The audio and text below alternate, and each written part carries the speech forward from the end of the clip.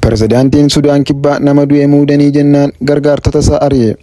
Pirezidaantiin Sudaan Kibbaa Saalvaa Kiir gargaartota isaanii olaanoo lama nama lubbuun hin jirre marii dhimma filannoo irratti akka geggeessuuf muuduun salphina erga fidee booda hojiirra ari'anii. Filatamuun Istuwaard Strooba Budiyaa ajaja pirezidaantiin ture gaafa amajjii 30 kan beeksifame. Haa ta'u malee miidiyaaleen biyya keessaa miseensa paartii mormituu Yuunaayitid Dimokiraatik Paartii yookaan UDP kan ture namni kun waggaa 5 dura du'uu gabaasanii. Dhimmi kun miidiyaa hawaasaa irratti waan kolfaa ta'e. Ergasii booda osoo sababa hin heerin ibsi ba'e. Pirezidaantichi pirees sekereetariin isaanii Deevid Amoor Maajoor akkasumas waajjira pirezidaantii keessatti hoogganaa dhimma bulchiinsaa kan ta'an Vaalentiinoo Deel Maalweet hojiirraa ari'aniiru. Pirezidaantiin Kiir lamaan isaanii hojiirraa geggeeffamuu isaaniin gammadu ibsuun hojii kana dura hojjetaniif galata guddaa akka qaban eeruu ibsa fuula feesbuukii pirezidaantichaa irratti qoodameera. Gaafa wiixataa Amoor ibsa ba'e irrattis akka ibsanitti taanaan waajjirri pirezidaantii maqaa qooda fudhattoonni ergan irratti guutummaatti hundaa'uun himanii. Haa ta'u malee qorannoon jabaa qooda fudhattoota keessaa tokkoon akka hin taasifamne wanti mudate ragaadha jedhanii.